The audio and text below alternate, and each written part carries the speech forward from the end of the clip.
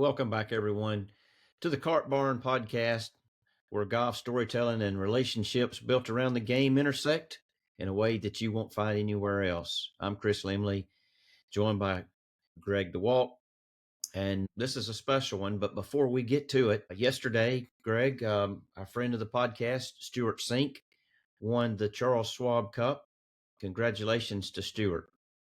Absolutely.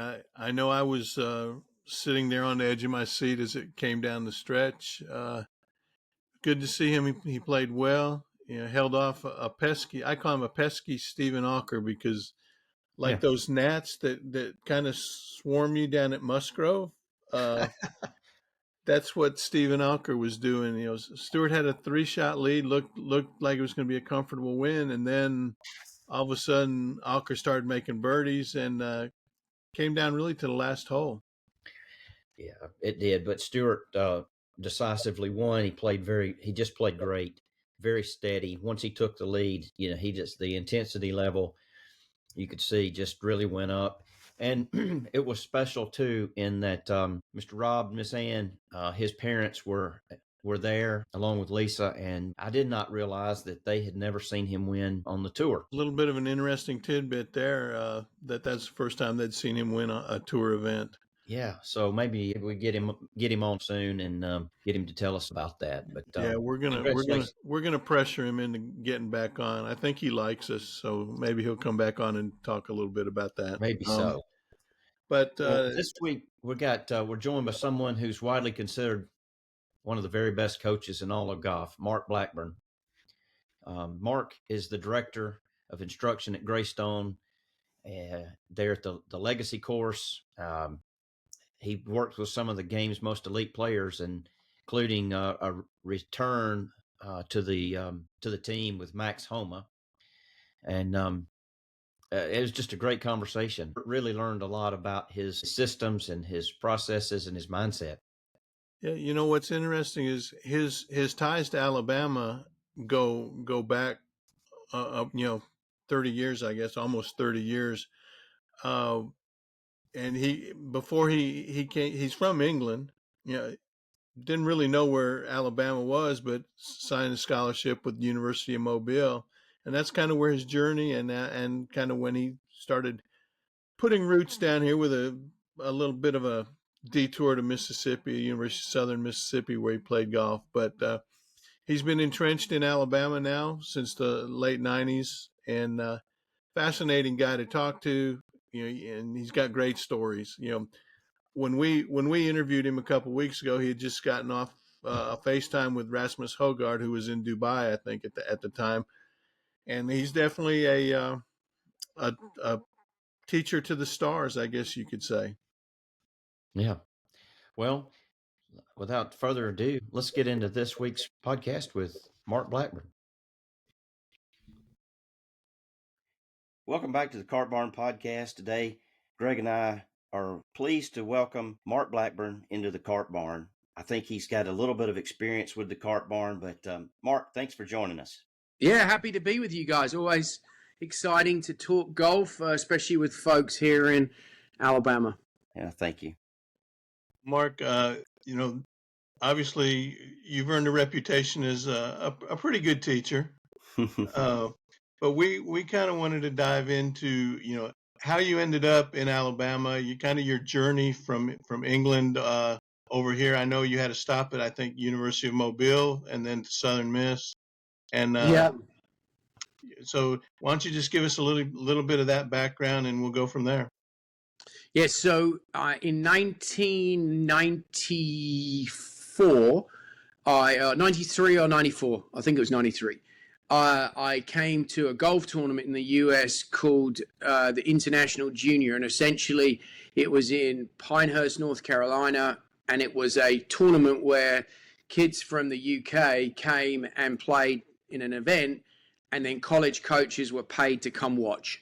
So there was pretty much, I'd say 20, 25 coaches. You were paying a premium to come to the US, play in a tournament, and it was a scouting trip, basically. It was a showcase tournament. And so you played 4 rounds, and then at the end of the 4 rounds, there was kind of this all right, here's some offers from college coaches. So long story short, I kind of started playing golf when I was about 14. I played every other sport.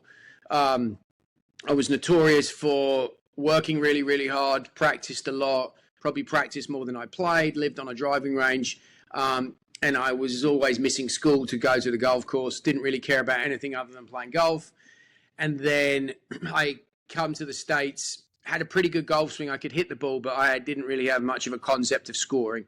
That was, the actual object of the game I wasn't particularly apt at that point. But a few coaches saw some prospect in me, someone who was keen, excited. And then Dr. Terry Hopper at the University of Mobile had offered me a scholarship along with Murray Ruderson at Old Dominion. There's a couple of others, Dan York, a community college in Coleman. There's some different people, but basically I was coming from the UK, and if anyone's been to the UK, the weather sucks. England's a great place to be from, but I'm very excited that I live in Alabama. I've got blue skies behind me today. So the weather was a big sort of differentiator for me, and Mobile probably had the best climate out of all of their places.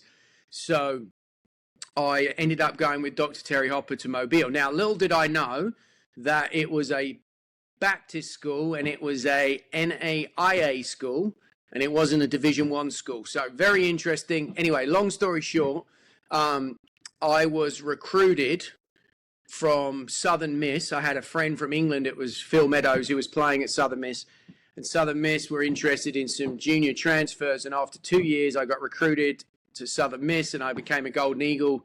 And I went from a small Baptist school to a big NCAA school. At that point in time, 96, I ended up going there. Southern Miss was a pretty good football program. It was before all of the, now UABs and sort of such. So we had a good football program, played all the big schools. It was pretty cool. It was a cool school. It had good funding. Brett Favre was from there, Ray Guy. So it was kind of this different from a small Baptist school to a big school. We were in District 3 South at the time. This is probably before the dominance of where college golf is now with SEC. And so we'd play with Alabama, we played with LSU. We played in all these really good tournaments, good schedule. I was a reasonable college player. Again, still working very hard, hit the ball well, good swing, didn't really know how to use the swing. Senior year, I decided I wanted to play golf for a living. And so I kind of transitioned after I graduated. I started playing golf. Well, I'm in Mississippi at the time, but one of my sort of longtime friends, mentors, sponsors was in Alabama and is the owner of Gunners Landing in Gunnersville. And if anyone's been to Gunnersville, it's a great spot. It is a essentially beautiful little lake town, 600 miles of shoreline. I was at Gunners Landing and I started teaching at Gunners Landing while I was playing mini tours. I was probably a little more apt at teaching. My half-hour lessons were notorious for turning into 3-hour lessons. Chet Holman at the time, the head pro, used to make fun of me, but it meant I didn't have to sell Snickers and teas and tea times and all those other things. So I'm playing inconsistently. Ended up getting injured in about 1999. I was in the UK visiting right before Q School. I hit a shot on the 12th hole at my club I grew up at. Messed my wrist up, had to withdraw from Q School, and that kind of then snowballed into, all right, I need to do something while I'm rehabbing the wrist, and I kind of upped the teaching. And then long story short, I went back to playing, but my teaching was a lot more competent than my playing.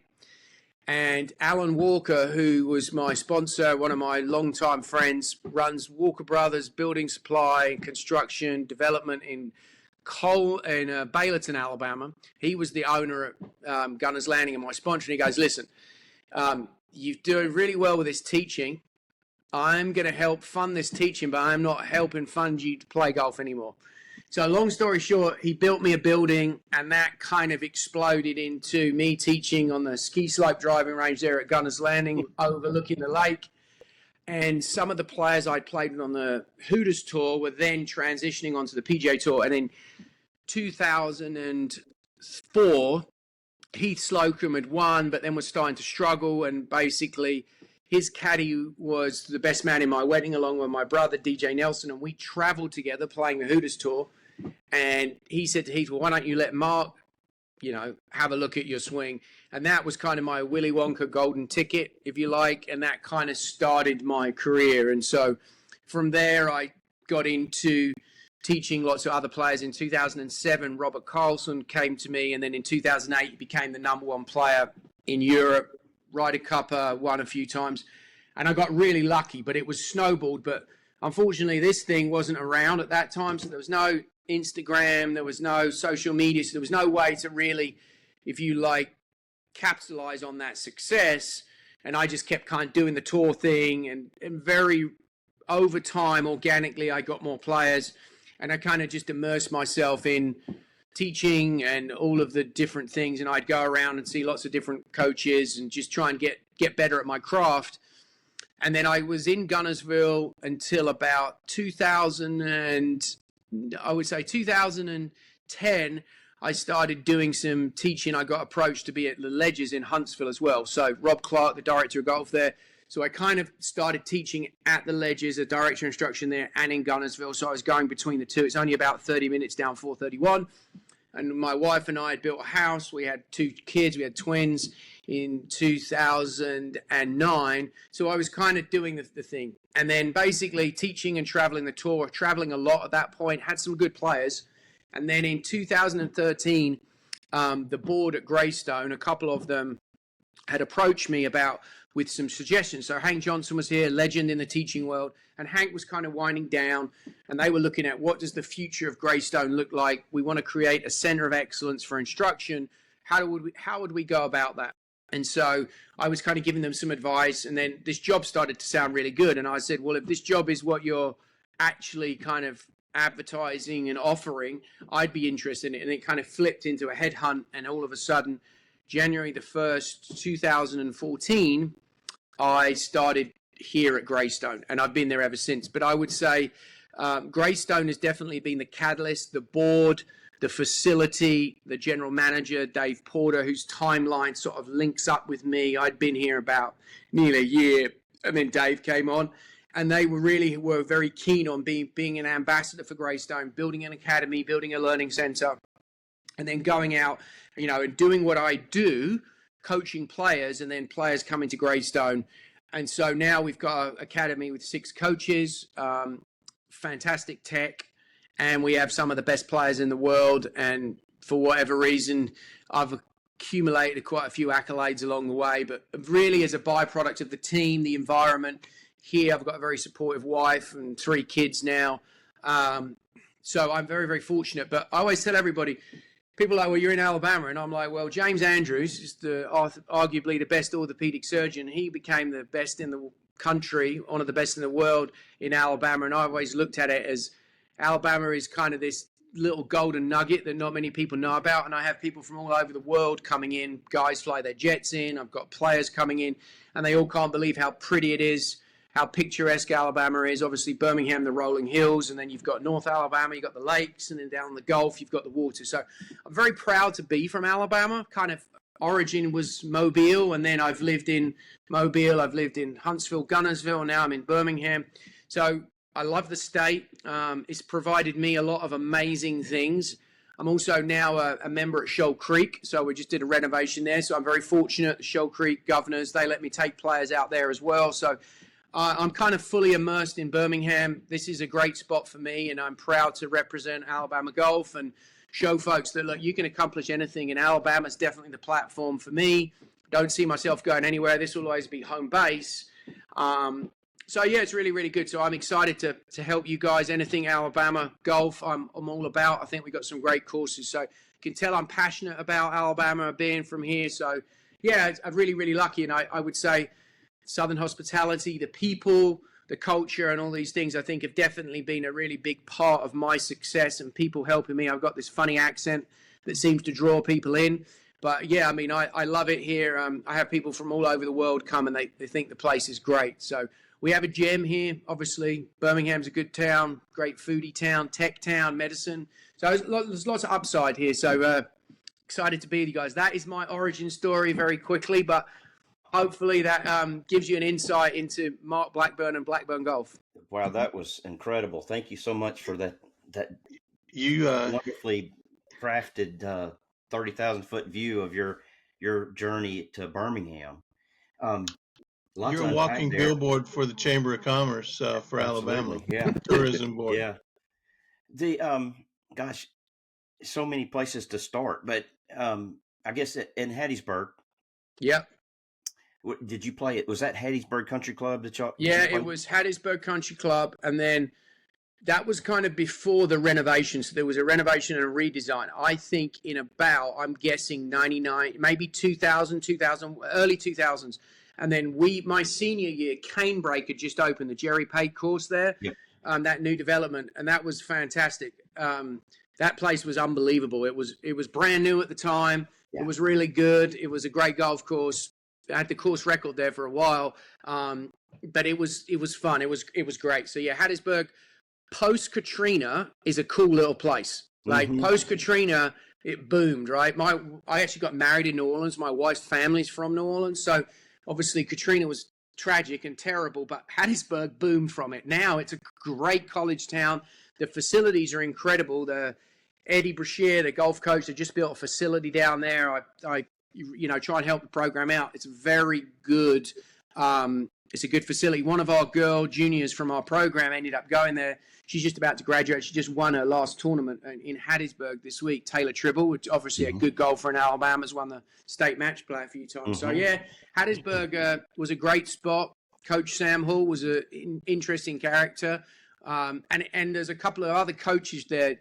VJ Trolio, who was at West Point now, down at Frederica, and then Tim Yelverton. The three of us, we actually all lived together for a while, but now we've all gone on and been pretty good coaches. So yeah, Hattiesburg was a good hotbed for growing teachers, not so much players in our generation. Yeah. That's an interesting dynamic too, because I know VJ pretty well. He worked with my son for a while, but yeah, that's pretty cool. So you get to Gunnersville. I know that you worked with one of our friends of the podcast, Janie Jackson, for a little while. Yeah, Janie's very talented young lady. Obviously, she's retired from playing now, but she was probably one of my longest tenured students from a junior to then in college to then playing the pros. Yeah, arguably one of the most talented young ladies that's ever played ladies golf. Great athlete. She's good at every sport. So yeah, Janie's great. I think there's one story we wanted to touch on. You living in the equipment shed. Yeah. At Gunner's Landing. That has to be interesting. Yeah. So when I moved up to Gunnersville, I needed somewhere to live. And then at the time it was suggested, so Bart Muse is the superintendent at Gunner's Landing now, and his good friend at the time, Craig Gillespie, was the superintendent, and along with the head pro and then Alan, the owner, there was this sort of above the maintenance shed, there was an apartment, and it had a bathroom, and it was this one big room, and it had a closet. So they were like, well, why don't we can give you somewhere to live here. So I was like, okay, well, I'll do this. Someone had given me a car. I mean, it was a bootlegged attempt to play the mini tours. It was pretty funny. But anyway, where there's a will, there's a way, right? So I kind of painted this room. I can remember I went to Walmart and I bought some ugly border paper, the whole thing. I did this place up, had a little microwave in there. I had one of those sort of like electric temporary stoves, had a bathroom, had a bed. And then the only downfall was every morning about 5:15, there would be an abundance of noise and people in there. And you can imagine there probably wasn't much insulation. It was very loud, mowers cranking. So it was always pretty loud. So unfortunately, there was no lying in. I'm an early bird anyway. But yeah, I lived there for a while. And then my wife and I started dating. And I was like, I'd never let her go see it. And then finally, I let her see it one time, and she couldn't believe it's hilarious. And then, fortunately, I ended up moving in with her, and then we ended up getting married a little bit later. So I was in the cart barn for about 18 months, but it was quite comical. It was very loud, and everyone would get a good giggle out of it. So, but yeah, that's the cart barn story. The maintenance shed there at Gunner's Landing on Buck Island Drive. I lived there. Hot property. Post the tornadoes that came through in wherever, then became quite a nice spot because you had a very good lake view. But previously when I was there, it was trees and shrub. You couldn't see anything. So that's the cart barn story, or the maintenance shed, I should say. I've done all right. My property and real estate's gone up. I'm now very lucky. I live on the 11th hole here at Greystone Legacy. I'm in my office. Yeah, very nice. So I've done the American dream. I'm trending. Well, the things we do for golf, but Greg and I will be playing Legacy next week, so we'll make sure to keep balls out of the any houses on the 11th hole. I'm the last house by the green. Thankfully, we've put some trees in. We recently we did some yard work, so now we have trees to stop golfers coming in. But it doesn't seem to be a big enough deterrent, because I still see people, and then I try and get my youngest daughter Nyla to run out there and go, "Hey, you probably need a lesson if you're missing it there." So it's good marketing. There you go. I thought the architecture trend now is to remove trees from courses. Yeah, it is on golf courses, but not in yards. So people tend to hook them. So I'm trying to put up some protection for keep people out of our swimming pool. I'm gonna ask Stephen Worthy to put a plaque up at Gunner's Landing. Mark Blackburn slept here for 18 months. There you go. Stephen's the best. He's a great dude. He was actually at 431 Golf at Sand Mountain before, when I was first, living up in Gunnersville. So then we managed to get him, Chet and I, who managed to get him to Gunner's Landing. So yeah, it's all kind of come full circle. But Stephen's great. Yeah. Let's talk a little bit about how you develop your philosophies for teaching. It kind of seems like there's I'm not an expert, but there's a lot of different influences, maybe. Yeah. I definitely say that for sure. I think that sort of my academic background, if I would call it that, was exercise science and coaching. So initially I wanted to be like a physical therapist or a maybe athletic trainer or some type of something in the physical side of sports if I wasn't going to play golf when I was in Mobile. And Mobile wasn't a curriculum program, so you could do that. But then when I went to Southern Miss, it was a curriculum program and you had to be in the athletic training room all the time. And so I kind of transitioned into just coaching and exercise science as a minor. But my background was always in that. So I understood the body and these other things. And then when I got into golf, I mean, I'm looking at all my golf books in my office here. I was kind of a swing nerd. And then in college, we'd kind of get into it. VJ and I would always talk about the sort of nuances of the swing. And then he'd gotten into the golf machine.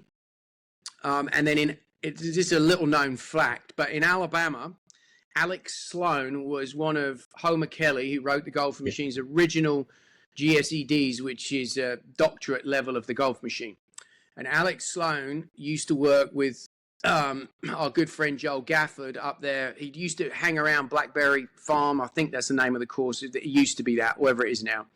So I kind of got into the golf machine because VJ was like, this is pretty good. You should try some of this. And so I kind of got into the golf machine and I would go spend a lot of time with Alex Sloan. I'd just go sit, listen to him and talk. And the thing that was unique about the golf machine at that time, especially Alex's sort of interpretation or what he'd learned from Homer, is he didn't really have a preference. There was anything that could work.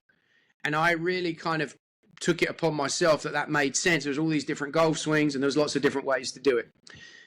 And so I kind of was starting to use lots of different things. Lots of people said I was very technical, but I was always like, okay, well, how can I use that to help somebody play better? And by this point, I might say my sort of trials and tribulations of playing mini tours was I learned how to score and how to play golf. And one of the best things ever for me was Gunner's Landing, because I learned to drive the ball well. I hit the ball a long way, but I hit it crooked. Well, in Gunner's Landing, you have to hit it straight, otherwise you're in the trees, right? So that kind of helped me learn to play a lot better and be a better player. And then I always took the technical information and thought, how can I pragmatically apply that to make it better? And then, so I'm using a lot of the golf machine stuff, working with people on Sand Mountain, working on my North Alabama accent, trying to communicate and help different people, right? Which was very good in the big picture, because golf is about being a good communicator, getting someone to do something. You have to wear lots of different hats. You have to be a chameleon. And then VJ I kind of started following a bit of Mac O'Grady, and so we went to see Mac O'Grady, and we spent quite a bit of time with him together. And then from then, sort of, I was teaching tour players, and then I spent quite a bit of time with Greg Rose at TPI and Dave Phillips, and that kind of transitioned to where all of a sudden that exercise science all of that academic educational background, all of a sudden anatomy, physiology kind of came in, because it was like, okay, well, we look at the body. I'd spent a lot of time, all these different concepts, you know, from golf swings, and all of a sudden these two things kind of came together and morphed into this body swing connection sort of relationship of, this is how you move. Well, based on that, here's what you should probably try and do with a golf swing. Okay, based on that, what are the different characteristics that we could do to build a golf swing? And I would say that started my sort of, if you like, philosophy of, there's not really one way to swing a club. There's an infinite number of ways, but there's probably a way that's best for you based on the shot you want to hit and how your body moves. And that, if you look at all the players I've coached, the thing I'm probably the most proud of is they all swing differently. They all become very competent ball strikers. That's probably what I'm known as. And they all do it differently, but it's based on their body, how they move, and then how do I coach them to be able to hit the ball, or whether they want to draw it, whether they fade it, whether they want to hit it high or low. Kind of, that's probably what I'm best known for. It's very much to coach the player. Got a new book out called The Coaching Code, which is all about coaching players. It's not a technical book. It's more about how do you get people to develop high performance and play well. And I think that the nucleus of that is there's lots of different ways you can get it done. Yesterday, I was teaching a good friend of mine, Clarence Pouncey, who was the former, president at Shoal Creek, and he's 72 years old, and he wants to try and hit the ball a little bit straighter. And we screen him, look at how he moves, and then, okay, well, this is what you need to do based on how your body moves to try and get the club to do what you want to do. So regardless of the skill level, I'm very fortunate, because when you use the body as the kind of baseline of what you're trying to do, then you almost have an infinite number of opportunities and suggestions, patterns to look at to help the person. Obviously, that takes a little bit longer. There's lots of methods that are very good. One plane, two plane, stack and tilt. All these things are really good methods, but you kind of pigeonhole yourself to being, if the person can't physically do that method, then it doesn't matter if you're incredible at teaching it, you're going to have a challenge. So I've always tried to be a little bit more agnostic, if you like, and try and help people. And that's my philosophy, is I don't really have my philosophy is what helps you get the ball in the hole the quickest with the least number of strokes and makes you the best player possible. Because, when it comes down to the reality of the world I live in, I'm paid by the best players in the world as a commission of how much it's a percentage of their earnings. So it's all sweat equity, right? It's a partnership. So this morning I was doing a FaceTime in Dubai with Rasmus Højgaard. Everything I do is all basically on the come, so to speak. It's based on how they play. So I need lots of strategies, and I need to pigeonhole myself, and I need to be able to help people accomplish what they want. And it's much more of a coaching model than it is a teaching model. Teaching's part of coaching, but ultimately my job is to make you a better player, develop high performance, so you can lift a lot of trophies. When a world-class player comes to you, I mean, obviously they've had success with what they've been doing. How does the process kind of work? So it's a great question. I think what people need to realize is the personality of a tour player is quite a unique creature. It's a very lonely game. This is essential for self-preservation. They are very good at transfer of blame. They're very narcissistic, and they're very selfish. But those attributes don't make you particularly likable in a social gathering, but they are essential if you are playing golf for a living, right?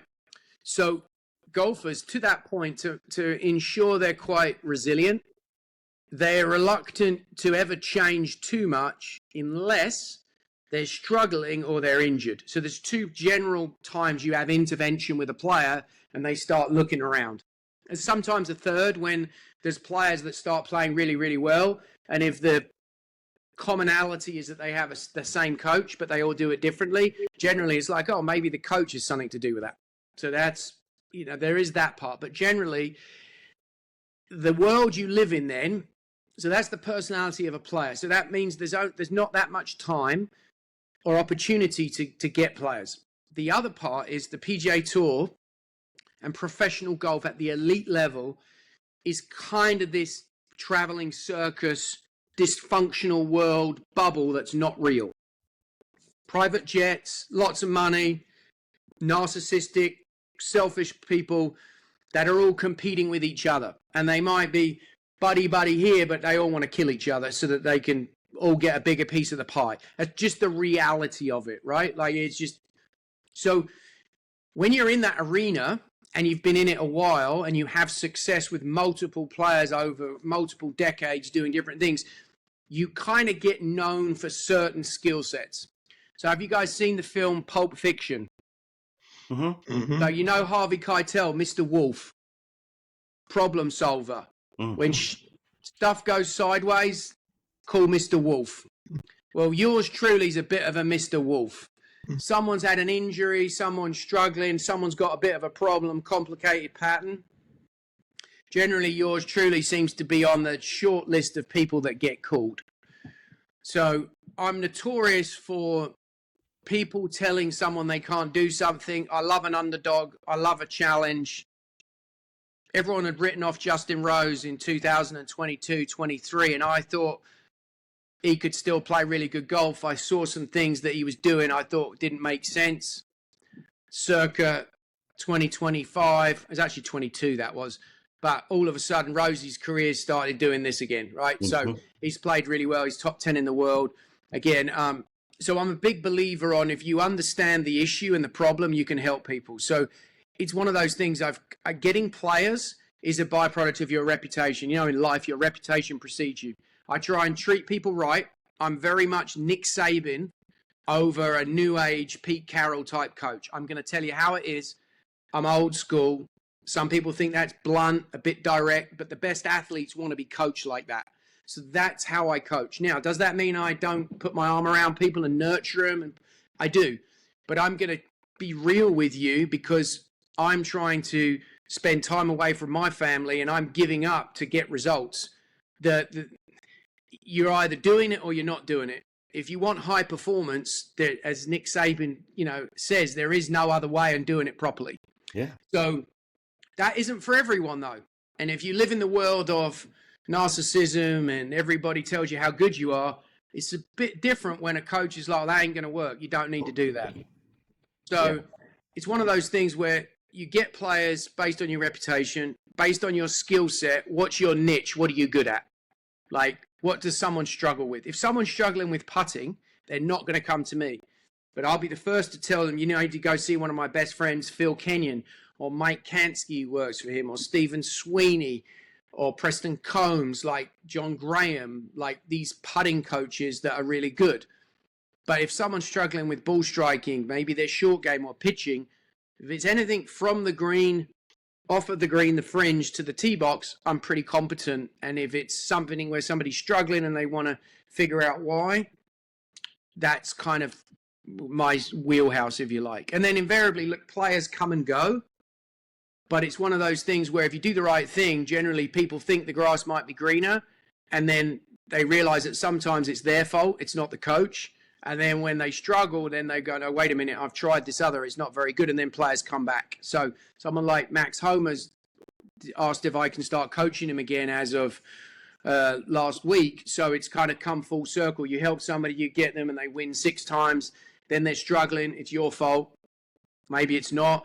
And then they kind of have a time away and they realize, oh, wait a minute, I miss some of that being pushed. I miss someone who's being protective, but pushing me to do something and making me responsible. And obviously, there's not really any other way. If you want high performance, you got to own it. You got to do it. You got to do the work, right? Hogan said, dig it out the ground. It's a bit of a not correct metaphor, but analogy. But realistically, you have to do the work. There's no substitute. So do your job, do what you're supposed to do, get good guidance, do good counsel. And that's probably what I do. I would look at myself as more of a partner or a consultant, a driver, a coach.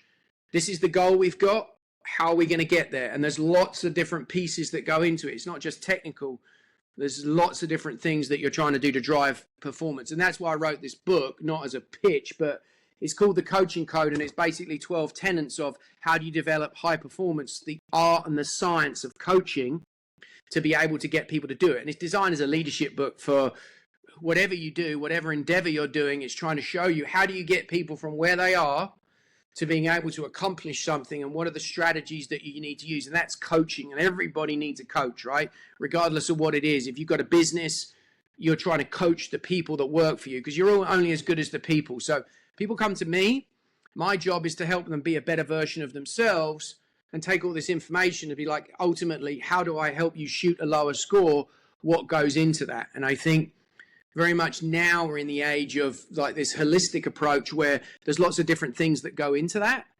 And as a coach, you've got to learn and if you like, adapt to the environment. It's changing. Students are different now. The kids we deal with, I spend a lot of time on this thing, sending texts, whereas I used to be eye contact, look at someone in the face. This is what you need to do, right? Very different. I used to be able to get in someone's face and poke around at them. Now I got to have a bit more of a nurturing approach. So again, but it's all these things go into what makes players warm to you. What are they looking for to help themselves? And that's kind of how you really get other players. And you can hear I'm enthusiastic, passionate about helping people. And it's like you're also trying to show them, look, I'm pretty assertive. I'm going to tell you what to do. Do you make mistakes? Yes. But the advantage of doing this for a long time is you gain wisdom and you learn from your mistakes. And so you try not to make them, and you make less of them. That's why you become better as you age in a coaching world, especially if you're trying to learn. Like I tell everyone, I'm always learning, trying to get better. And I'm probably better now than I was yesterday. And hopefully tomorrow I'll be even better. And I think that's what allows you to get better and get better players. And then obviously you accumulate these accolades along the way, but they're purely a reflection of, oh, you've had success, you did well.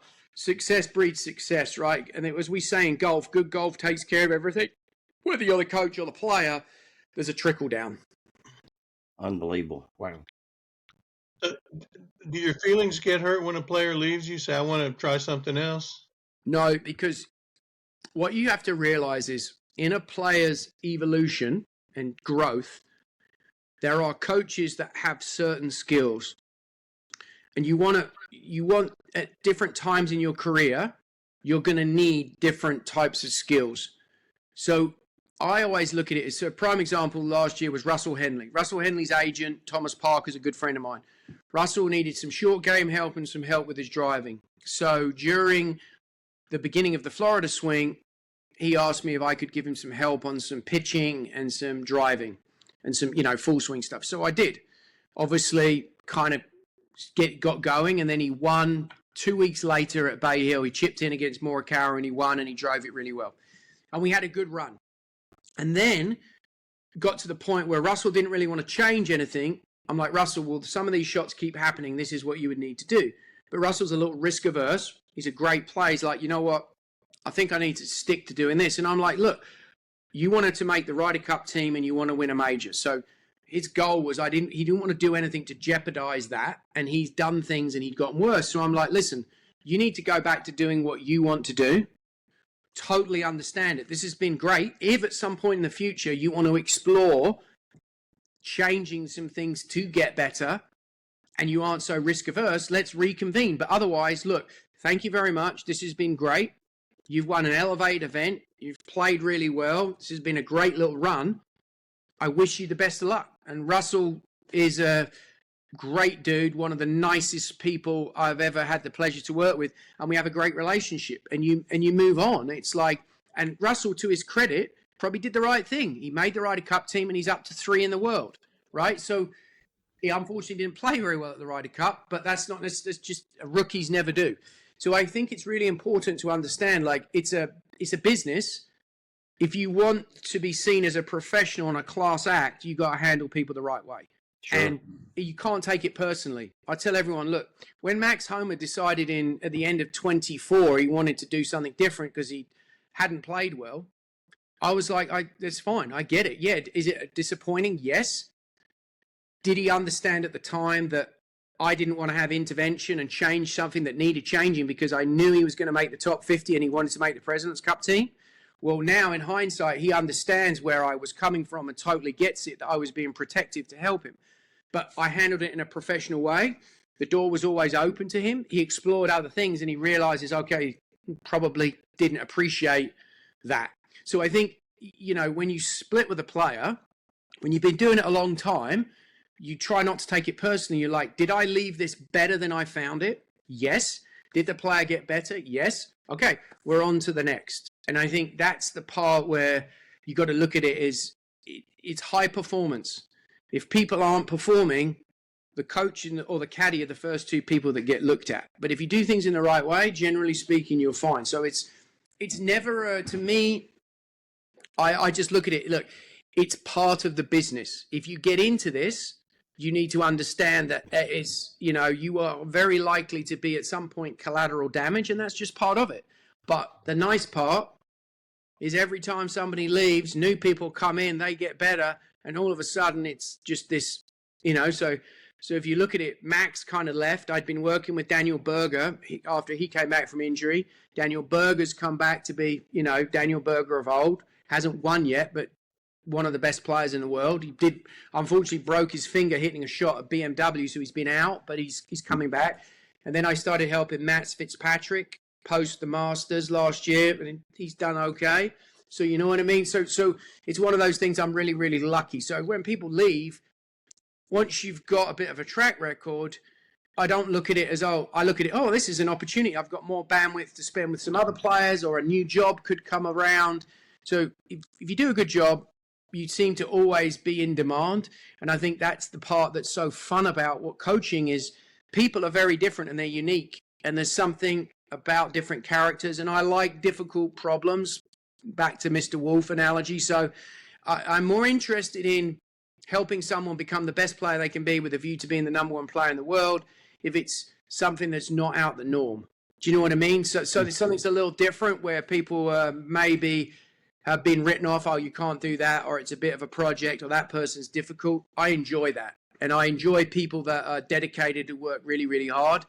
That is fun to me. So I enjoy certain aspects of it, but getting fired, no one likes it, but it's the reality of coaching. Yeah. So I've got a Max Homa question, but before I go there, to what you just said about working with different people. Early August, I was at Shoal Creek, and I'm on the range, and I can see there's a few people at the back of the range really working hard, but you can't tell who it is. Going from number 2 green to 3 tee, it's you, Sep, and Justin. Yeah. And Justin, you could tell he was really grinding, and you guys were working really hard. And then that next weekend, he wins. Yeah. In Memphis. But my question is, those are definitely two different personalities, very talented golfers. But how do you work with two different guys like that, and even at the same time? I mean, so first off, I don't coach Sep. Sep's a friend of mine. He works with John Tillery. Okay. From Cuscawilla. John's a very good coach. Worked with Kevin Kisner for a long time. He just happened to be on the back of the range because that's where people hit. But like when you work with multiple players, which happens all the time, it's very much, I'm pretty open book about it. I send a text at the beginning of the week to all the players at a tournament. This is a first come, first serve basis. There aren't any favorites. I try and treat them all like my kids. You know what I mean? Like, who's in first? What do you want? What are you trying to do? So that's always the way you manage players. Some players might require a little bit more than others, but you kind of hedge and work around that. But for the most part, players are actually good when they're in a stable and a group, and they know if somebody's struggling, they are empathetic in a way, especially if they're playing well. Well, generally when players are playing well, they don't need a lot. There's just more maintenance, and they'll be like, no, go take care of this person. So now the pickle comes when they're all struggling. That does happen at times. But hopefully you're being proactive enough in their preparation not to ensure that doesn't happen. Gotcha. So, well, back to Max. Yes. What is his superpower? Because it just seems like he's just, when you were working with him and he was playing so well. I mean, he just did everything well. Yeah. So I think one of the things that's unique about Max is he's quite a sort of deep thinker, stoic guy. So when Max gets in the hunt, historically, he's very, very good at closing. Got ice in his veins. He doesn't get nervous. Obviously, he was the darling of the Ryder Cup in Rome. He's as a US player, he's the best player. Played well in the President's Cup before the next President's Cup he played well at. He's played well in a lot of big tournaments, hard golf courses. He does well with difficult scenarios. And I think that's the certain players that thrive in a really hard major environment. And they're folks that do well making pars. They may not necessarily make as many birdies, but they're very good at bogey avoidance. They're strategically very disciplined. They make good decisions. And I think that would be what Max does really, really well. And then he also, full credit to Phil Kenyon. We brought Phil Kenyon on in about late 21, early 22, because for his putting. And then he went on, he's become a really good putter. So I think understanding that he's very stoic, calm in the storm, so to speak.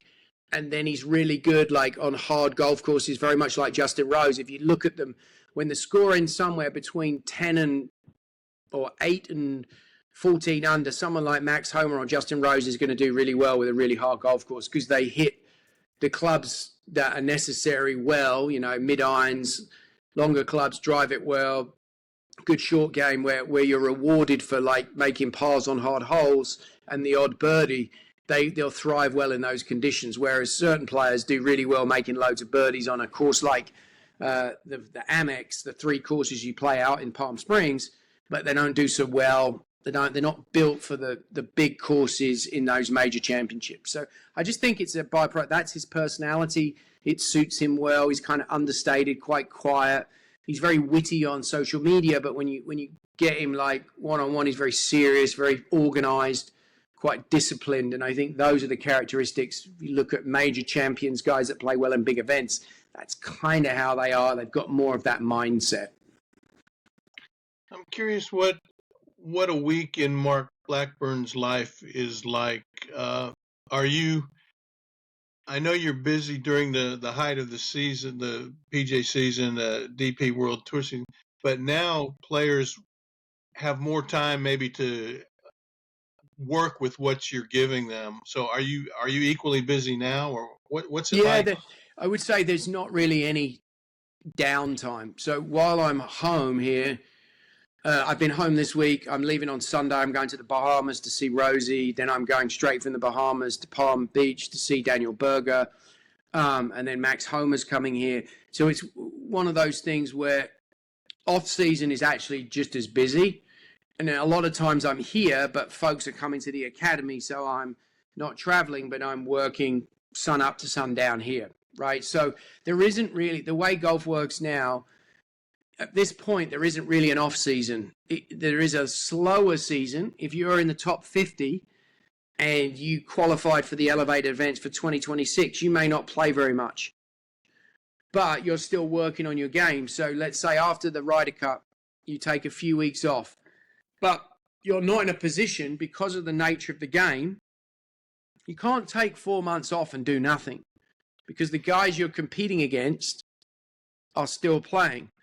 The girls on the LPGA tour are still playing. So one of the girls she's still playing. So it's basically a year round. And if you're not playing on that elevated event, we've still got these fall events. The last one finishes Sea Island right at Thanksgiving. There's actually then Hero I'm going to in the Bahamas at the beginning of December. And then there's Q School for the guys that don't make it. And then we start up again in January. So they're really, besides the 2 weeks at Christmas and Thanksgiving, there's those 3 weeks. The rest of the time, pretty much working. And even when they maybe not be here, I'm doing FaceTimes, Zooms. I use a product called Golf Live, which is fantastic. Like real-time line drawing video, like me being there in person. I did that this morning with Rasmus in Dubai. I'm doing that all the time, regardless of where people are. So, and then you throw in some of my corporate clients and amateurs and juniors. You're always working. Now, I'm fortunate we've got the team here, the academy team, and they stay really busy. But yeah, it's a off season. There is no off season is the best way to say it. My wife will tell you I'm generally always working, but I love it. I'm passionate about it, but that's just the nature. If you're committing to help people, you need to be accessible so that you can keep them compliant and they're doing the right thing. And even if it's minimal, feedback is essential to growth. And people know you care and you're into it, that kind of helps them, inspires them, keeps the communication open, and ensures that you're working towards a goal. And our goal as a professional coach is to periodize people's games. So the 4 majors, the players, and the playoffs, that's where they want to play. And if it's an Olympic year, they want to play well at the Olympics. That can be challenging, but scheduling, calendars, and I'm also integrating with strength and conditioning coaches, psychologists, you know, the medical professional, the caddy, if there's other coaches on the team, managers, agents, there's all these other logistics. So it's always going. Involved. So how far out does Chris Lemley need to book you an hour of your time? Well, I always tell everybody, if you're on the VIP important list, this thing's quite important. Now, we've just redone our website, which is fantastic. So you can book, schedule on there. We've got merchandise on there now. You can buy my book from there. So there's a lot of things that are going. We have remote coaching on there. There's always options, but if someone needs to get hold of me and they happen to have my cell number, it's always handy if they text me. There always appear to be certain holes in my schedule that can appear if necessary. I was just your wife must be a saint to accommodate your schedule. I'm very, very fortunate. My wife Melissa she is my rock, and without her I wouldn't be able to do what I do. So she's a big inspiration. She's very good at bringing me down to reality, but she's also good at pushing me, you know, you should do that, you should do this. So she's my wise counsel. Generally, if something passes the Melissa test, it's got a high probability it'll be successful. But again, it's one of those things where we've kind of worked together since we started dating in 2000, and then we got married in 2003. Like, she's seen me live in a cart barn to where I am. So all of it has been, you know, very much early on. She taught dance with her mum. They had a dance studio together in Gunnersville.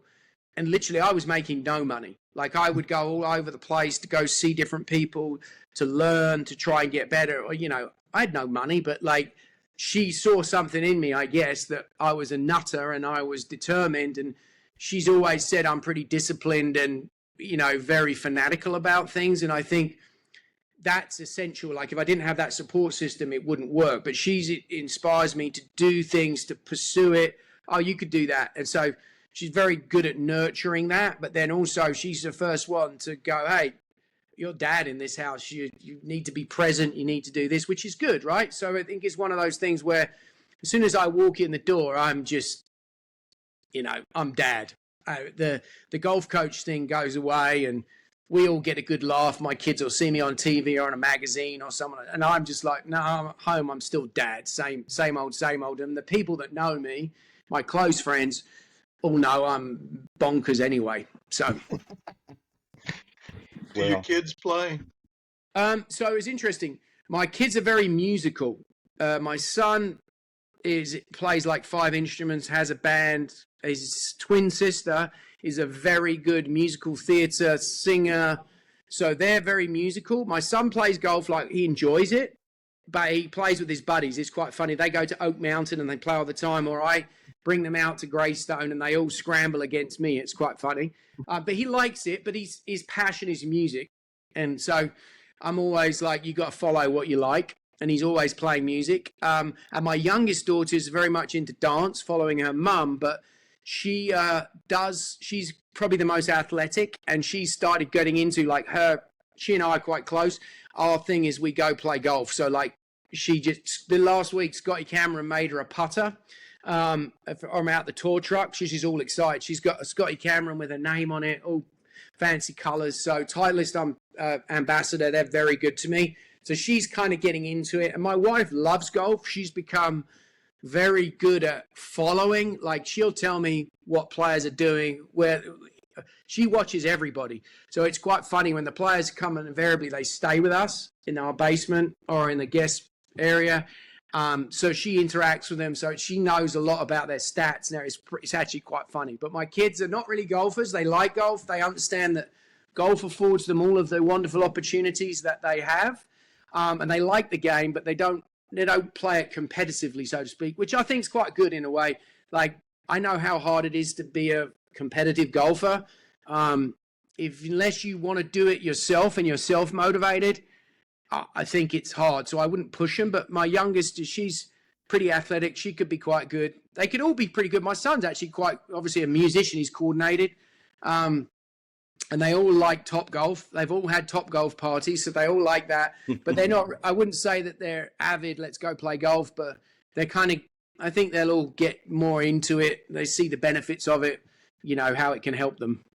Would you coach them if they decide to take it seriously, or would I definitely still help them. I mean, they all ask for lessons now and they're friends. So if they want it, I would help them. I've also got great instructors at the academy: Brian Speakman, Lane Savoy, Liz Mattioli. I've got Parker Milam, Max Doster. So they're all folks I could send them to. But at the same time, it's like I feel like I'm an above average coach. I can probably help my kids. And the funny part is they do actually all listen to me when it comes to golf. So that's about the only, they don't listen to me on anything in the house. When it comes to golf, they're like, oh yeah, you're pretty good at this. I better listen to you. So it's actually irony. How did you put your team together? Obviously it's kind of an honor to be working at the Blackburn Academy. So how do you go about screening people who want to join your team?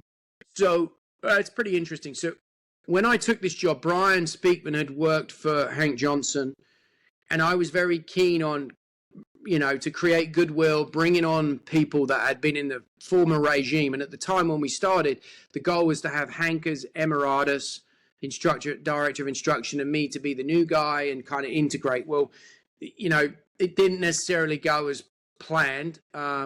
Sometimes it's hard for people don't necessarily like change. And my job was, look, I'm trying to do the best job I can. I wanted to make it work. And just it didn't transpire to be, it wasn't the same on both parties. And Hank ended up leaving, God rest his soul. And he did his other thing, but Brian stayed. And Brian's been a great asset. So I inherited someone, but I'm big on nurture the people who work for you, give them all of the resources to be successful and go kill it, but make it so good that they don't want to leave. And that's always been my mindset. And so I tend to have quite long tenure. So Brian's been with me since day one. I'm super proud of him. He's a 2-time Alabama Northwest Florida Teacher of the Year. He worked with Nick Dunlap when he won the USAM and his first 2 college tournament professional wins. He's worked with a lot of college golfers, so quite a few mini tour players. He does a great job. He runs the academy. Without Brian, I wouldn't be able to do what I do. So super proud of him. But I kind of got him, if you like, when I got the job, but then I put quite a lot of energy into making him realize how good he can be, educating him. Then Chuck Cook, who's a very famous coach. Chuck Cook, Lane Savoy used to work for Chuck, and Lane and I've known each other. He played golf at Auburn, very good player, played mini tours, done a lot of his own research, very good coach. He was at Farm Links and he was at Vestavia. And Chuck said, hey, would you have any interest in helping Lane out? Because he's looking for a new place to teach. And Chuck's one of the godfathers of coaching. He's a golf machine guy. We go back a long way.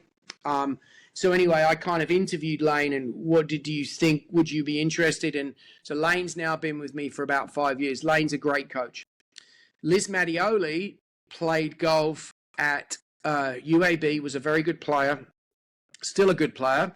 And she kind of got into teaching and she was at Highland Park. And then she was interested in I was like, how can I get someone that could really help our ladies program and our members here at Greystone? And we're very lucky that Greystone allows us to teach non-members. So this is an opportunity. I'm like, okay, well, let's look at what's in that group of players that we don't really currently cater to very well. And how could we get more of those clients? So it was like, all right, ladies would be good. And so we kind of headhunted Liz, and she'd heard that they were looking. And so she applied. She's been a great asset. She's now got 3 kids, but teaches as much as she can teach. She's a superstar, does a great job. She's actually an LPGA and PGA member, and she's a Vision 54 coach. So if anybody in the area of Alabama wants someone who's an expert in ladies coaching, but a very good teacher, come see Liz. Come see Brian. Come see Lane. Lane's a short game expert, does a lot of 3D work. He's brilliant. So then we have Max Doster.